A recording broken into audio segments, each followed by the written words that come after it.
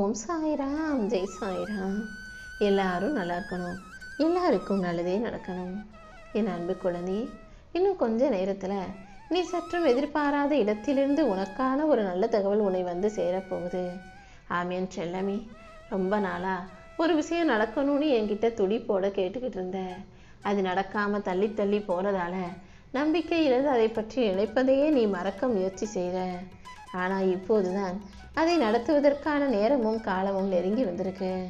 அதனால் இப்போ எதை பற்றியும் யோசிக்காமல், எதை பற்றியும் கவலைப்படாமல் உன்னுடைய கடமையை மட்டும் சரியாக செஞ்சுக்கிட்டே இரு. அடுத்தடுத்து நீ என்னென்ன செய்யணுங்கிறது தானாகவே உனக்கு புரிய வருமே செல்லமே. இந்த உலகத்தை பொறுத்த வரைக்கும் எந்த கஷ்டமும் இல்லாமல் எந்த முயற்சியும் செய்யாமல் தானாகவே முன்னேறியவர்கள் யாருமே இல்லை.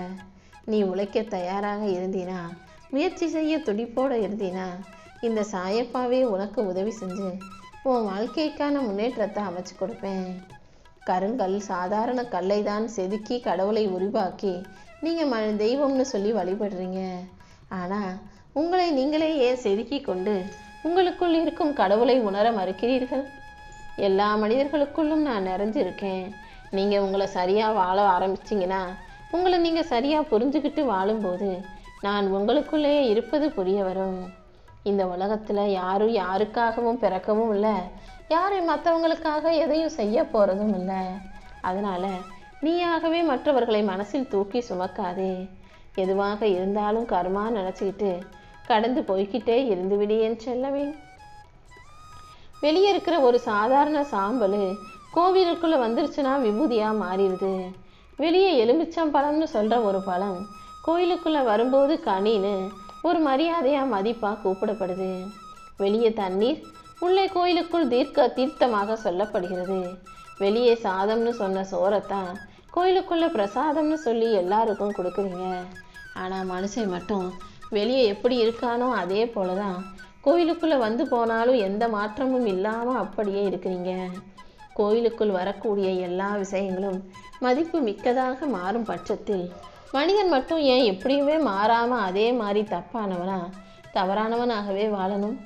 கொஞ்சம் யோசிச்சு பாரு. கோயிலுக்குள்ளே வந்து அமைதியாக வணங்கிட்டு கொஞ்சம் உட்காந்து என் கண்களை பார்த்து நீ நேருக்கு நேராக பேசும்போது தான் என்னால் உன் வாழ்க்கையிலையும் உன் மனசுலையும் மாற்றங்களை கொண்டு வர முடியும். அந்த மாற்றங்களை எதிர்கொண்டு நீ நல்ல பிள்ளையாக நல்ல வாழ்க்கையை வாழ தயாராகி விடியேன் செல்லமே. மனுஷன் தப்பு செய்யதான் அது அவனுக்குள்ள அனுபவத்தை கொடுக்கும். அனுபவம் வர வர தவறுகள் தானாகவே குறைஞ்சு போயிடும். எப்போதும் வாழ்க்கையில் தப்பு நடந்துச்சுன்னா அதுக்காக நீ பெருசாக வருத்தப்படாத. நம்ம வாழ்க்கை இப்படி இருளாகவே இருக்குதேன்னு நினைக்காம உன் வாழ்க்கைக்கான வெளிச்சமாக நான் இருப்பேன்னு என்ன நம்பு. உன்னுடைய கோபம் வார்த்தைகளில் இருந்து வரலாமே தவிர இதயத்துக்குள்ள ஆழமான கோபமாக இருக்கக்கூடாது. அன்புங்கிறது உள்ளத்தில் இருக்கணுமே தவிர சும்மா வார்த்தைகளில் மட்டும் அன்பு இருந்து பாசமாக இருக்க மாதிரி பேசக்கூடாது. எது எங்கேருந்து வரணுமோ அங்கேருந்து வந்தாதான் மதிப்பு. அன்பை உள்ளத்தில் இருந்து கொண்டு வா. கோபத்தை வெறும் வார்த்தைகளில் மட்டும் வச்சுக்கோ. பலவீனமான மனிதர்கள் தான் தனக்கு ஏதாவது நடந்துச்சுன்னா உடனே பழி வாங்கணும்னு நினைப்பாங்க. ஆனால் உண்மையிலேயே பலமான வலிமையான மனிதர்கள் எதையும் மன்னிக்கும் மனப்பான்மை கொண்டவங்களாக இருப்பாங்க என் செல்லமே. எல்லாரும் செய்கிறதையே நீயும் செய்யணும்னு இங்கே எந்த அவசியமும் இல்லை. உன்னுடைய மௌனம் கூட உன் வாழ்க்கைக்கான வெற்றிகளை பெற்றுத்தருங்கிறத புரிஞ்சுக்கிட்டு அமைதியாக இருந்து கொண்டே உனக்கான கடமைகளையும் பொறுப்புகளையும் சரியாக செஞ்சினா அது உன் வாழ்க்கையில் மிகப்பெரிய மாற்றத்தையும் முன்னேற்றத்தையும் கொண்டு வந்து கொடுக்குன்றத நீ புரிஞ்சுக்கோ என் செல்லமே.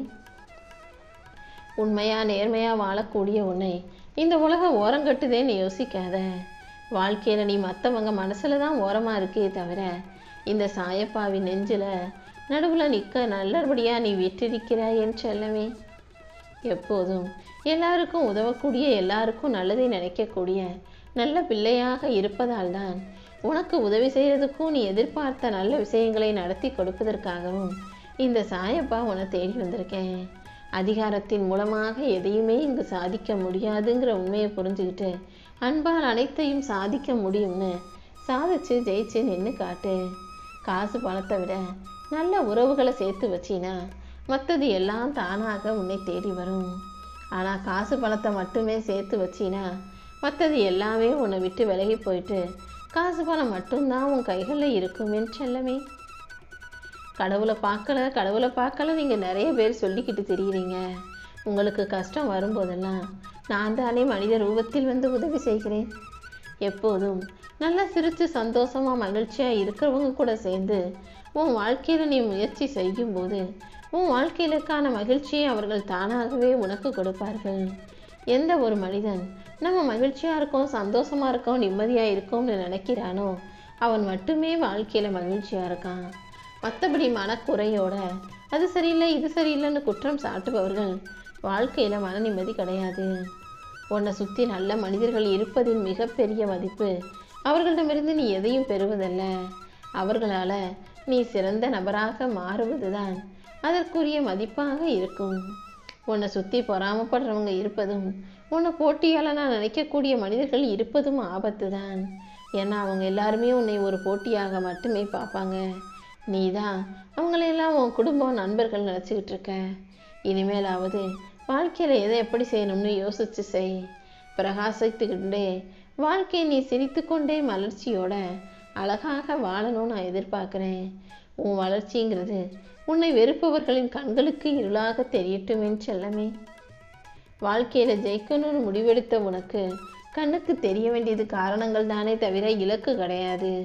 அதாவது கண்ணுக்கு தெரிய வேண்டியது காரணங்கள் ஏன் இலக்குன்னு பிரித்து பேசுகிறேன்னா, எதை செய்யணும் எப்படி செய்யணுன்ற காரணத்தை சரியாக கண்டுபிடிச்சு அதை நீ சிறப்பாக செஞ்சினா தானாகவே இலக்கை அடைந்து விடுவாய் என் செல்லமே. உன் தவறு என்னன்னு புரிஞ்சுக்கிட்டு உணர்ந்து திருந்தக்கூடிய பிள்ளையாக நீ இருக்கணுமே தவிர நான் செஞ்சது தப்பே இல்லை நியாயப்படுத்தி பேசாதே. உனக்கு கெடுதல் செஞ்சவன் மறுபடியும் உன்னை வந்து சேரும்போது உன் வசம் வந்து சேரும்போது அவனை மன்னிக்கக்கூடிய மறக்கக்கூடிய பிள்ளையாக இரு. மனதை அடக்க நினச்சினாதான் அது அலைப்பாயும். மனசை புரிஞ்சுக்க நினச்சினா அது தானாகவே அடங்கி போகும். தவறு செய்கிறதும் மனித மனம்தான். இனி தவறே செய்யக்கூடாதுன்னு தீர்மானம் எடுப்பதும் மனிதர்களின் மனசு தான். உன் மனசளவில் எப்போதும் நீ உண்மையா நேர்மையா உறுதியா வாழ்ந்து விடு என் செல்லமே. இந்த சாயப்பா உனக்கு துணையாக இருக்கும்போது கண்டிப்பாக உன் வாழ்க்கையில் கோபமோ பதட்டமோ பயமோ பொறாமையோ இருக்க விட மாட்டேன். எல்லாத்தையும் உன்னிடமிருந்து விலக்கி வச்சு உன் வாழ்க்கைக்கான நல்ல விஷயங்களை நானே நடத்தி தர்றேன். உனக்குன்னு ஒரு குறிக்கோளை வச்சுக்கிட்டு அதை அடைவதற்காக ஊக்கத்தோட முயற்சி செஞ்சு தளர்வில்லாத நெஞ்சுறுதியோட உழைப்பை போடும்போது உன் வாழ்க்கை பாதை நேர்மையான வெற்றி பாதையாக இருக்கும். ஒரு சில விஷயங்களை யோசிச்சு பார்த்து உன் மனசை காயப்படுத்தி கொள்வதை விட எல்லாமே நமக்கான பாடம்னு எடுத்துக்கிட்டு அதை அனுபவமாய் வாழ பழகு. உன் வாழ்க்கை சிறக்கும்படியும் நீ சந்தோஷமாய் வாழும்படியும் நான் செய்ய போகிறேன். இந்த உலகத்தில் ஒன்றுமே தெரியாதுன்னு நினைக்கிறவனுக்காவது கொஞ்சம் அறிவு இருக்கும். ஆனால் எல்லாமே தெரியும்னு நினைக்கிறவன் எல்லாருமே முழு மூலனாகத்தான் இருப்பாங்க. நீ எப்போதும் எதை செஞ்சாலும் அடுத்தவங்கிட்ட போய் பெருமை பேசாத. அப்புறம் அதுவே உனக்கு ஒரு எதிர்மறையான விஷயமாக மாறிவிடும் என் செல்லமே. அமைதியான உன் மனசு தான் உன் வாழ்க்கைக்கான மூலதனம். நீ அமைதியாக இருந்தாலே எல்லா விஷயங்களிலும் உனக்கு தானாக வெற்றி வந்து சேரும்படி இந்த சாயப்பா நான் செய்வேன்.